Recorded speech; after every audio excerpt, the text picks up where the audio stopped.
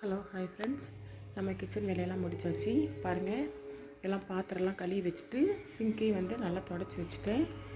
பாப்பாவுக்கு வந்து இன்றைக்கி ஸ்கூல் லீவு. பார்த்திங்கன்னா எல்லா வேலையும் முடிச்சாச்சு. நம்மளோட பிரேக்ஃபாஸ்ட் என்னென்னு பார்த்தலாம்.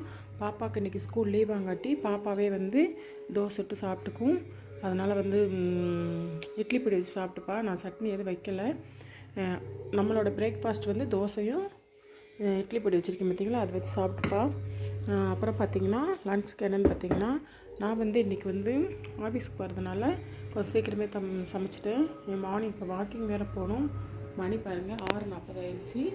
அதனால் வாக்கிங் போயிட்டு வந்து எனக்கு 9 மணிக்கு நான் ஆஃபீஸ்க்கு போகணும். அதனால் டக்குன்னு சமைச்சிட்டேன். மதியம் லன்ச் என்னென்னு பார்த்துடலாமா. பார்த்திங்கன்னா ஒயிட் ரைஸு, அப்புறம் பார்த்திங்கன்னா கத்திரிக்காய் புளிக்குழம்பு. இது வந்து பழசு. இதில் பார்த்திங்கன்னா நேற்று வச்ச சாம்பார் இருக்குது. இது கொஞ்சோல வெங்காயம் இது போட்டு வதக்கி வச்சுருக்கேன். இது பார்த்திங்கன்னா இன்றைக்கி வந்து நான் வந்து சாதத்தை வந்து வடித்தேன்.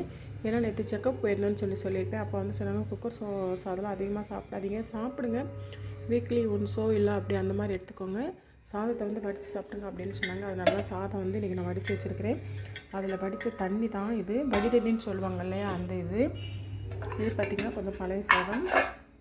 இதில் பார்த்திங்கன்னா பதிமுக தண்ணி நிறையா போட்டு வச்சுருக்கிறேன். தண்ணி வந்து நிறையா குடிக்கணும், குளிர்காலமாக இருக்கட்டும் வெயில் காலமாக இருக்கட்டும், சராசரி வந்து 2 லிட்டர்லேருந்து 3 லிட்டர் குடிக்கணும்னு சொன்னாங்க. அதனால தான் தண்ணி இன்றைக்கி வந்து ஒரு பெரிய சட்டியில் போட்டு வச்சிட்டேன். இதுதான் வந்து நம்மளோட பிரேக்ஃபாஸ்ட்டும் என்ன சொல்கிறது லன்ச்சுமே வந்து பிரேக்ஃபாஸ்ட்டு தோசை தான், அது சூடாக ஊற்றி சாப்பிட்டான்னு சொல்லி வச்சாச்சு. இதுதான் ஃப்ரெண்ட்ஸ். உங்கள் வீட்டில் வந்து இன்றைக்கி என்ன பிரேக்ஃபாஸ்ட்டு லன்ச் அப்படிங்கிறத சொல்லுங்கள்.